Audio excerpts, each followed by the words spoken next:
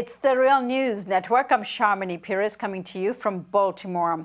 On Monday evening, the United Nations Security Council unanimously passed another set of sanctions against North Korea. These sanctions were far less than what U.S. Ambassador to the United Nations, Nikki Haley, had fought for, which was all-out action, including authorizing countries to seize vessels suspected of carrying weapons, materials, or fuel into North Korea, and to use all necessary measures to ensure compliance.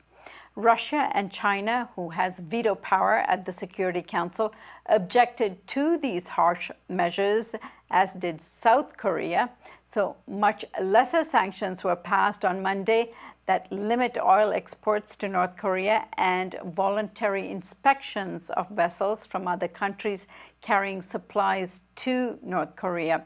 During the BRICS summit that took place last weekend, Russian President Vladimir Putin denounced North Korean nuclear program, but also warned the West that escalating the situation nor sanctions against North Korea would help.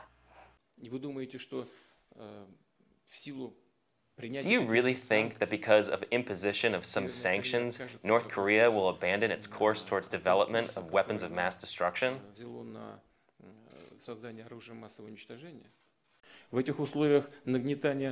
Under these circumstances, winding up of military hysteria will not bring us any good. All of this could lead to a global catastrophe on the planet and huge number of human casualties. There is no other way apart from a peaceful and a diplomatic one to resolve the North Korean nuclear problem. By way of background, North Korea conducted its sixth nuclear test on Sunday, September 3rd, 2017, stating it was the first test of a thermonuclear weapon or a hydrogen bomb. The United States Geological Survey reported an earthquake of 6.3 magnitude, not far from North Korea's Panjiri nuclear test site. South Korean authorities said the earthquake seemed to be artificial but consistent with the nuclear test. The USGS, as well as China's Earthquake Network Center, reported that the initial event was followed by a second, smaller earthquake at the site several minutes later, which was characterized as a collapse of the cavity. The North Korean government said it has detonated a hydrogen bomb that could be loaded onto an intercontinental ballistic missile, ICBM. The announcement stated the warhead had a variable yield, the explosive power of which is adjustable from 10 kilotons to 100 kilotons, which can be detonated even at high altitudes for super powerful EMP attack.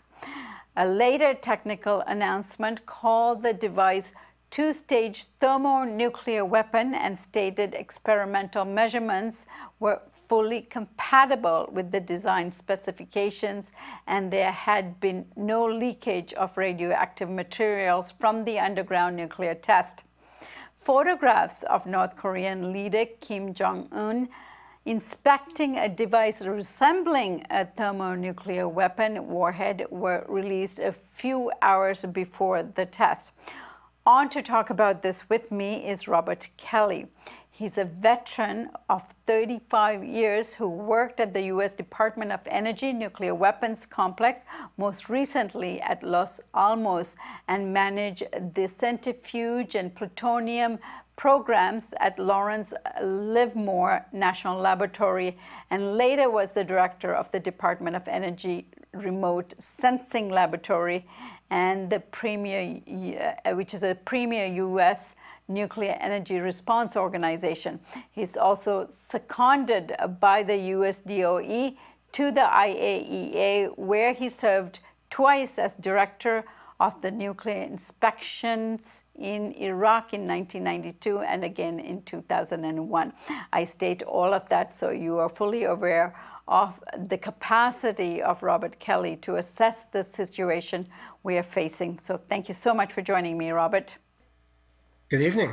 All right, Robert, so let's get started. Is there evidence that what the North Koreans detonated on Sunday, September 3rd, was a thermonuclear or what is known as a hydrogen bomb? Does North Korea really have the capacity to detonate a hydrogen bomb with the nuclear capability that could be mounted on a missile? We have a few pieces of information about whether or not it was a hydrogen bomb. First, they claim it was. I think that's worth very little. The second is we have a large seismic event. So we know there was an explosion that could just very well have been a simple fission explosion. And then we have the pictures of the president of South Korea standing next to an object. The object at first blush looks kind of like a thermonuclear bomb, but that can be whipped out in a machine shop in a matter of a few days and look like something you could find on the internet or other places. I've looked at the drawings, the four photographs that have emerged that I can find, and I can see a lot of mistakes in the way that thing is built and put together. So I don't think that the thing he's looking at could go into a missile, survive a flight, and then become a nuclear explosion at the end. What we really need is we need some radioactive debris that will leak out of the test site.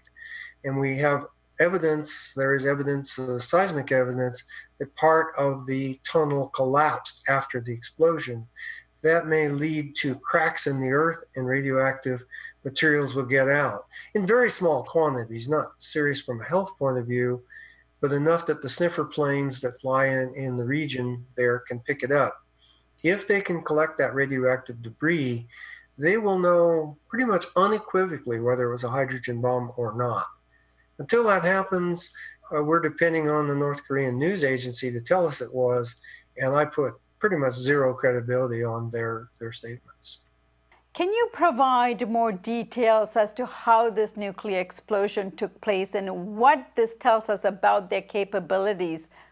Well, the explosion takes place underground in a tunnel where they can walk in, carry in hundreds of pounds of equipment and materials to make the nuclear explosion underground.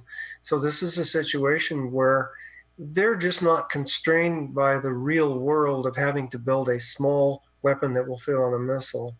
They can drive trucks into these tunnels with hundreds of kilograms of explosive if that's what they want to do. And if you have hundreds of kilograms of explosive and a fair amount of uranium, you can make a 50 kiloton explosion rather easily if you're in the business without it being a hydrogen bomb. So this is not a realistic military situation.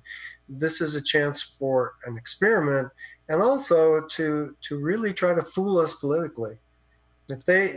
They'll be very, very happy to see all the people running around in the mainstream media saying this was a hydrogen bomb. I was watching CNN today and they said without any explanation or caveats, whatever, it was a hydrogen bomb. And it's just not true that you can say that at this point. It might turn out to be, but at this point you can't say it. So the North Koreans have pretty well pulled wool over the eyes of the American media. Robert, you have 35 years or more of expertise in this field and studied nuclear explosives. What is the nature and capacity of nuclear power that North Korea has? Well, I'm going to split hairs with you on terminology. There's no question they have nuclear explosives, and they can build something that goes underground into a room, a chamber inside a tunnel, and produces a large nuclear explosion.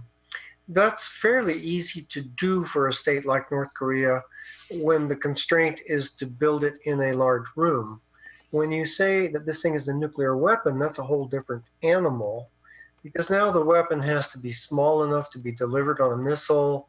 It has to be strong and rugged and able to take the stresses of the missile flight. And that's what a weapon has to do. So this thing underground really shook the earth. It gave a very large seismic signal like an earthquake. But it doesn't mean it's a weapon. It doesn't mean it's a hydrogen weapon. It just means that given the constraints of doing something in a space where they have a lot of room, not many constraints about size and weight, they can make a large explosion. So it's a nuclear explosive. It may not be a nuclear weapon. I imagine that US and Russia and China are all monitoring every move being made by the North Koreans. What do we know about their nuclear capabilities so far? Should we worry? Well, they're playing with us, and I think you can really see the play in the missile program. There was a great deal of hype in the last few months that they had ICBMs, intercontinental ballistic missiles, and they could reach the United States. Well, actually, all they've done is fire a powerful missile straight up into the air, virtually straight up, watched it go for a very long time, and then fall back to Earth. And so it's clear that they have a very powerful engine. That's very different from pointing this thing at a place that's many miles away and then seeing if it can really fly for thousands of miles and end up where they want it to end up. The reason they fired this missile straight up into the air is because they can see it. They can see it's still working, and when it falls back down, they know roughly how long it went and how well it performed. As soon as they fire it over the horizon, if you're sitting, let's just say, for example, in Los Angeles, and you fire it toward the East Coast of the United States, once it disappears over the Sierra Nevada, if you don't have somebody out there watching it and collecting information from it, you lose all sense of what it's doing. So these things are not weapons. They're not well thought out. They're not being tested properly. And they really don't have a clue as to how well they work in the long run. And that may sound a bit flip, but if I fire this thing toward the United States and I actually don't know whether it's going to hit Mexico, Canada, or the US, I don't know how far it went, and I don't know if it actually survived hitting the target, I really don't know very much. And that's why I think they're playing us around. The United States has a pretty good idea where these missiles are going. They can track them, I'm sure. They have range ships in the region looking with radar and other ways to track the North Korean missiles. They know a lot more about the North Korean missile than the North Koreans do. And once they fire it in some direction where they no longer have a way of seeing where it's going, they're lost. When they fired this thing over Japan a few weeks ago, the last they saw is when it disappeared over in Japan, and it went another 1,000 kilometers or so and then broke up and fell in the ocean. They wouldn't know that if we hadn't told them. So they really don't know how well their system performed. They don't know how close it came to the intended target. They don't know if it didn't just break up in flight and disappear. So they're not really doing a very serious program. And in that sense, I don't think these weapons are well developed. That doesn't mean that I'm not worried about them getting better and better. They are getting better and better. But to say that they are nuclear capable right now, I think is a gross exaggeration, gross exaggeration. Robert, given the proximity of Russia, China, and South Korea, they're all in the region, who's going to be affected by nuclear residue and the effects of a nuclear weapon in the region. Does the IAEA have any jurisdiction or monitoring power over this situation? To speak specifically to your question, I don't work at the IAEA anymore, and I don't talk to them about these things. What you do have to look at is the IAEA has absolutely zero responsibility for worrying about nuclear weapons or nuclear weapons delivery systems. The entire function of the IAEA is to keep track of nuclear materials in a country. They do that by going to the country, making measurements of containers filled with uranium or fuel rods for a nuclear reactor. They are accountants who deal with those kind of things. And if you looked at the interview that, for example, that the Director General gave just yesterday on CNN, he said very clearly, we don't have any idea if these things are hydrogen bombs. We don't have any way of knowing. And frankly, he doesn't have anybody on his staff who has either the data or the experience to judge it. They're the nuclear accountants.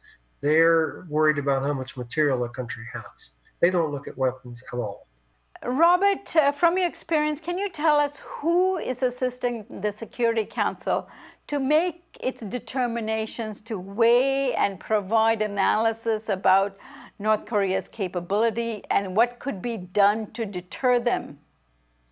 I certainly don't know what the outcome of it is or will be.